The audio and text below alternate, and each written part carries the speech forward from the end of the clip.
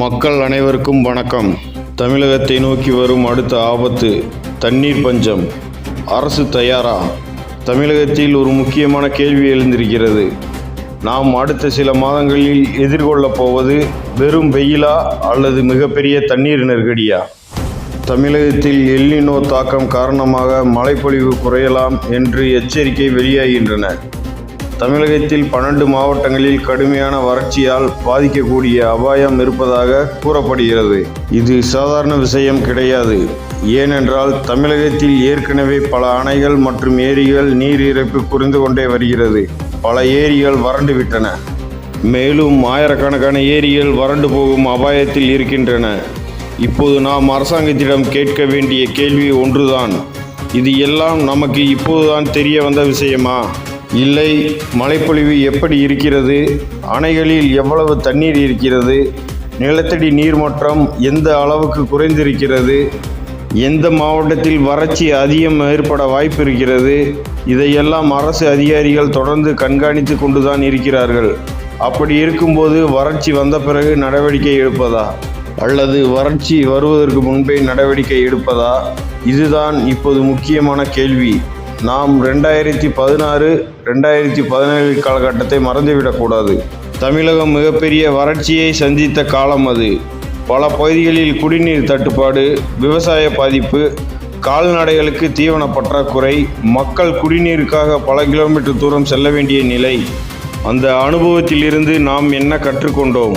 அடுத்த முறை இது போன்ற சூழ்நிலை வந்தால் எப்படி சமாளிப்பது என்று திட்டமிட்டு இருக்கிறோமா? அல்லது ஒவ்வொரு முறையும் பிரச்சனை வந்த பிறகு அவசரமாக நடவடிக்கை எடுப்பதுதான் நமது நிர்வாகத்தின் வழக்கமா? இப்பொழுது தமிழக அரசாங்கம் செய்ய வேண்டியது என்ன? முதலில் வறட்சி அபாயம் உள்ள மாவட்டங்களை தனித்தனியாக அடையாளம் கண்டு அங்கு குடிநீர் பாதுகாப்புக்கான திட்டத்தை உடனடியாக உருவாக்க வேண்டும். அடுத்த சில மாதங்களுக்கு மக்களுக்கு தேவையான குடிநீர் எங்கிருந்து கிடைக்கும்? எவ்வளவு தண்ணீர் தேவைப்படும்? எந்த பகுதிகளில் மாற்று குடிநீர் ஆதாரங்கள் தேவைப்படும்? இதற்கான முழுமையான திட்டம் இப்போதே தயாராக இருக்க வேண்டும். அடுத்தது, தமிழகத்தில் இருக்கும் ஒவ்வொரு ஏரியும் குளமும் இப்போது முக்கியம். மழை வரும்போது தண்ணீர் சேமிக்க முடியாத அளவுக்கு ஏரிகள் ஆக்கிரமிக்கப்பட்டிருந்தால் என்ன செய்வது? நீர்வரத்து கால்வாய்கள் அடைக்கப்பட்டிருந்தால் என்ன செய்வது? மழை பெய்தால் தண்ணீர் ஏரிக்குள் வராமல் கடலுக்குள் சென்றால் என்ன பயன்? எனவே இப்போதே நீர்நிலைகளை ஆய்வு செய்து ஆக்கிரமிப்புகளை அகற்றி நீர்வரத்து கால்வாய்களை சீரமைக்க வேண்டும். அதேபோல் மழைநீர் சேகரிப்பை ஒரு அரசு திட்டமாக மட்டும் பார்க்காமல் ஒவ்வொரு வீட்டின் கட்டாய பொறுப்பாக மாற்ற வேண்டும். ஏன் என்றால் தண்ணீர் பற்றாக்குறை வந்த பிறகு தண்ணீரை தேடுவது நிர்வாகம் அல்ல. தண்ணீர் பற்றாக்குறை வருவதற்கு முன்பே தண்ணீரை சேமிப்பதுதான் நிர்வாகம். இன்னொரு முக்கிய விஷயம், விவசாயிகள் தண்ணீர் குறைவாக இருக்கும் சூழ்நிலையில் எந்த பயிர்களை பயிரிடலாம்? எந்த பயிர்களுக்கு எவ்வளவு தண்ணீர் தேவைப்படும்? விவசாயிகளுக்கு முன்கூட்டியே ஆலோசனை வழங்கப்படுகிறதா?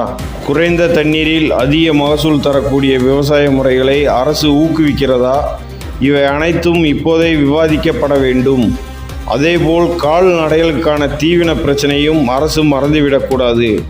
வறட்சி வந்த பிறகு தீவனம் தேடுவதற்கு பதிலாக இப்போதே தேவையான முன்னெச்சரிக்கை நடவடிக்கைகளை எடுக்க வேண்டும்.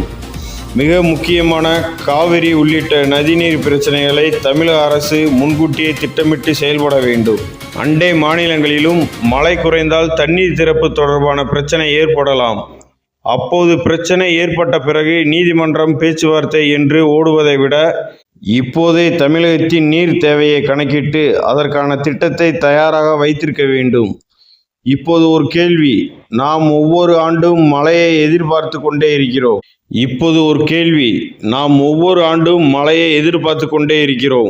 மழை பெய்தால் மகிழ்ச்சி, மழை பெய்யவில்லை என்றால் கவலை. ஆனால் மழை பெய்யும் போது அந்த தண்ணீரை நாம் எவ்வளவு சேமிக்கிறோம்? இதுதான் உண்மையான கேள்வி. தமிழகத்தில் தண்ணீர் இல்லை என்று சொல்வது மட்டும் பிரச்சனை அல்ல. நம்மிடம் கிடைக்கும் தண்ணீர் சரியாக சேமிக்கிறோமா? நீர்நிலைகளை பாதுகாக்கிறோமா? மழை நீரை நிலத்தடியில் சேமிக்கிறோமா? விவசாயத்தில் தண்ணீரை சிக்கனமாக பயன்படுத்துகிறோமா? இதற்கெல்லாம் நாம் பதில் சொல்ல வேண்டும். அரசாங்கம் மட்டும் இதற்கு பொறுப்பல்ல. மக்களுக்கும் பொறுப்பு இருக்கிறது. ஆனால் அரசாங்கத்தின் பொறுப்பு என்ன? மக்கள் பிரச்சனையை சந்திக்கும் முன்பே அதை கணித்து அதற்கான தீர்வை தயாராக வைத்திருப்பதுதான் நல்ல நிர்வாகம். வறட்சி வந்த பிறகு டேங்கர் லாரிகளை அனுப்புவது நிர்வாகம் அல்ல. வறட்சி வருவதற்கு முன்பே தண்ணீரை சேமித்து வைப்பதுதான் நிர்வாகம். இன்று எல்லினோ பற்றிய எச்சரிக்கை வருகிறது. நாளை மழை குறையலாம். நாளை மறுநாள் அணைகள் வறண்டு போகலாம். அதற்கு பிறகு மக்கள் குடிநீருக்காக போராட ஆரம்பிக்கலாம். அப்போது நாம் நடவடிக்கை எடுப்போமா அல்லது இப்போதே நடவடிக்கை எடுப்போமா? இதுதான் தமிழக அரசாங்கம் மக்களுக்கு தெளிவாக சொல்ல வேண்டிய நேரம். வருமுன் காப்பது நன்று. வறட்சி வந்த பிறகு அரசாங்கத்தை குறை கூறுவதற்கும் வறட்சி வருவதற்கு முன்பே அரசாங்கத்திடம் கேள்வி கேட்பதற்கும் மிகப்பெரிய வித்தியாசம் இருக்கிறது. தமிழகம் வறட்சியை எதிர்கொள்ள தயாராக இருக்கிறதா? அரசாங்கத்திடம் அதற்கான முழுமையான திட்டம் இருக்கிறதா? அல்லது வறட்சி வந்த பிறகுதான் திட்டம் போட போகிறோமா? இந்த கேள்விக்கு பதில் தமிழக மக்களுக்கு இன்றைய தேவை, நாளை அல்ல. இந்த மாதிரி முக்கியமான செய்திகளை உடனுக்குடன் பெற தமிழ் நியூஸ் கேட்வே சேனலை சப்ஸ்கிரைப் செய்யுங்கள். பெல் பட்டனை அழுத்த மறக்காதீர்கள்.